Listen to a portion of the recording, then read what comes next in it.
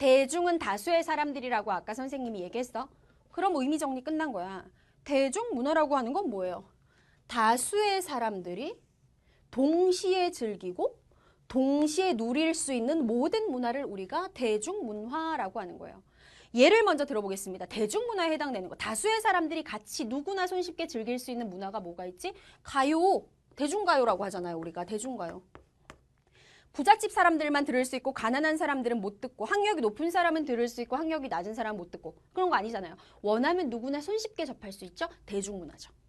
그 다음에 우리가 TV를 통해서 볼 수 있는 수많은 방송들, 드라마들, 그 다음에 영화관 가면 누구나 볼 수 있는 영화들, 이런 모든 것들이 오늘날 사람들이 즐기는 대표적인 대중문화인 거야. 그렇다면 이 대중문화라고 하는 게 어떻게 등장을 할 수 있었느냐?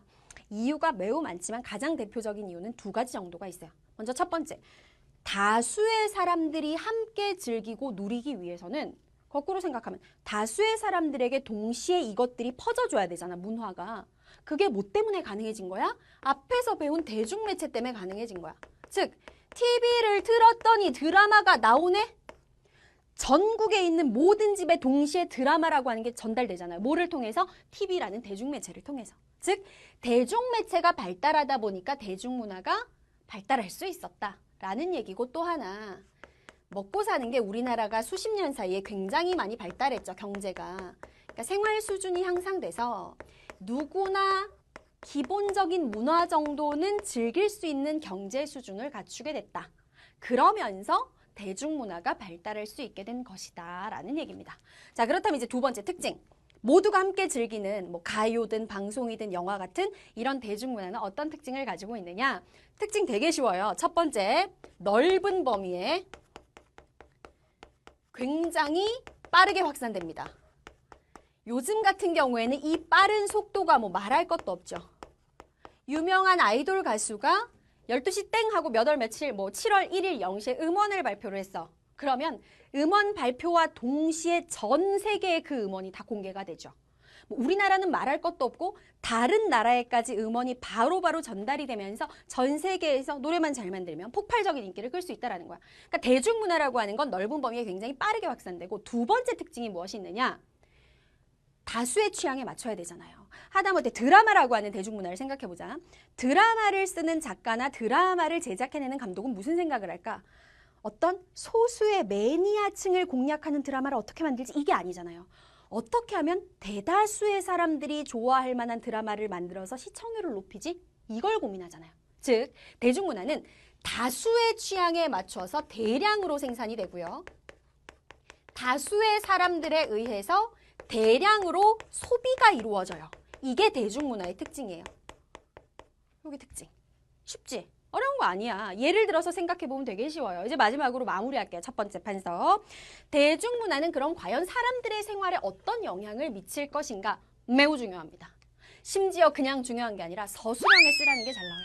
대중문화의 긍정적인 측면을 쓰세요. 부정적인 측면을 쓰세요. 잘 나오거든요. 각각 순서대로 정리해 보도록 할게요. 먼저 대중문화가 사람들에게 미치는 긍정적인 측면.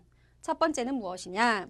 대중문화는요, 사실 참 고마운 존재예요. 왜 고맙냐면 이런 문화적 혜택을 남녀노소 구분 없이 많은 사람들한테 퍼뜨리는 역할을 했어요. 이게 왜 고마운지 여러분들은 모를 거야. 태어날 때부터 대중문화를 즐기고 살았으니까. 근데 불과 몇백 년 전 조선시대 한번 생각해보고 그 전 시대도 한번 생각해볼게요. 아니면 유럽 같은 데도 생각해볼게요. 신분이 나눠져 있던 사회 같은 경우에는요, 모두가 함께 즐기는 문화라고 하는 건 존재하지 않았어. 귀족은 귀족만의 문화를 누렸고요. 그럼 귀족이 아닌 사람들은 그 문화에 감히 가까이 가지를 못해요. 조선시대도 마찬가지예요. 양반들끼리 즐기는 문화가 있었어요.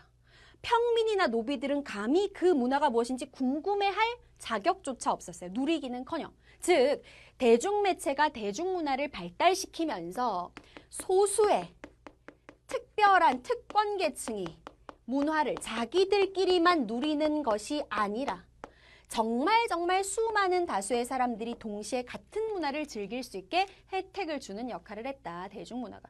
부자도 드라마 보고 가난한 사람도 드라마 보잖아요. 그렇죠? 그런 얘기예요. 문화적 혜택의 대중화. 그 다음에 두 번째. 자, 대중문화는요, 사람들에게 즐거움과 휴식을 제공해주는 역할을 해요. 선생님은 완전 이 말에 격공. 왜? 선생님은 노는 날 시간이 있으면 바깥에 나가서 노는 것보다도 집에서 뭐 여름 같은 때는 이렇게 선풍기 탁 틀어놓고 아니면 겨울에 추울 때는 따뜻하게 딱 난방되니까 그러면서 TV 틀어가지고 TV에 나오는 드라마 보고 아니면 다시 보기 VOD로 해가지고 내가 보고 싶은 드라마 연속으로 몰아보기 너무 행복하다는 생각이 들어. 그 자체로 선생님에게는 이 드라마라고 하는 대중문화가 즐거움과 휴식을 주는 거죠. 근데 또 맨날 그런 것만 보는 건 아니거든요. 선생님은 뉴스 채널도 굉장히 즐겨서 봐요. 왜? 뉴스 채널을 봐야지만이 정치적으로 우리나라가 어떻게 돌아가는지, 그 다음에 경제적으로 어떤 이슈들이 있는지 이런 걸 알 수 있으니까. 즉 대중문화는 즐거움과 휴식도 제공할 뿐만 아니라 다양한 정보들을 제공함으로써 사람들의 라이프, 삶을 더 어떻게 하는 역할을 한다? 풍요롭게 만들어주는 역할을 한다. 이것이 바로 대중문화의 긍정적인 영향이야. 근데 좋은 점만 있는 건 아니에요. 부정적인 측면은 무엇이 있을까? 똑같은 것들을 수많은 사람들이 동시에 받아들이잖아. 그러다 보니까 사람들의 생각, 사고는 꽝 사고가 아니고 생각이나 취향이 똑같아져요. 요 단어 밑줄 획일화. 획일화의 반대는 뭐게? 다양성, 다양화잖아요. 즉 문화의 다양성에 문제가 생겨요. 다양성이 줄어들어요. 전국적으로 인기를 끌고 있는 어떤 드라마가 있어. 그 드라마의 여주인공의 인기는 날이 갈수록 폭발하고 있어. 드라마에서 어느 날 여주인공이 예쁜 옷을 입고 나왔는데 사람들이 그걸 보면서 전부 다 그 옷을 동경하기 시작했어요.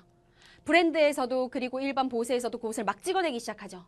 그래서 일주일만 지나도 길에 나가보면은 드라마 주인공이 입고 나왔던 그 옷과 비슷한 옷, 똑같은 옷을 입은 사람이 거리에 100명도 넘게 돌아다녀요. 이게 결국 뭐야? 사람들의 생각이나 취향을 획일화시키는 거잖아. 다양성을 저하시키는 문제가 있고. 두 번째 문제는 무엇이 있느냐? 대중문화라고 하는 게 결국은 뭐예요? 문화를 만들어내는 사람들 못 추구하는 거야. 상업성 추구하는 거야. 유튜브도 구독자가 많아지면 광고가 붙어서 그 채널을 만드는 사람은 돈을 벌죠. 아프리카 TV 한때 문제 많이 됐죠. 별풍선 돈을 벌죠. 드라마도 결국은 시청률이 높아져야 앞뒤로 광고가 붙어서 돈을 벌죠. 즉 대중문화라고 하는 게 추구하는 목표는 결국은 돈이거든요. 상업성. 그러다 보니까 상업성이 너무나 지나쳐져서 어떻게 하면 좀 더 시청률을 높이지? 어떻게 하면 인기를 끌지? 하다 보니까 지나치게 자극적으로 변질되거나 폭력적인 모습들을 띠는 경우가 많고요. 그래서 자극적이고 폭력적인 성향이 강해지다 보면 결국은 어떻게 된 거야? 어떻게 된다는 거야? 대중문화의 퀄리티라고 하는 거. 문화의 질 자체가 낮아질 수 있다. 이게 대중문화의 부정적인 측면인 거예요. 이해되시죠?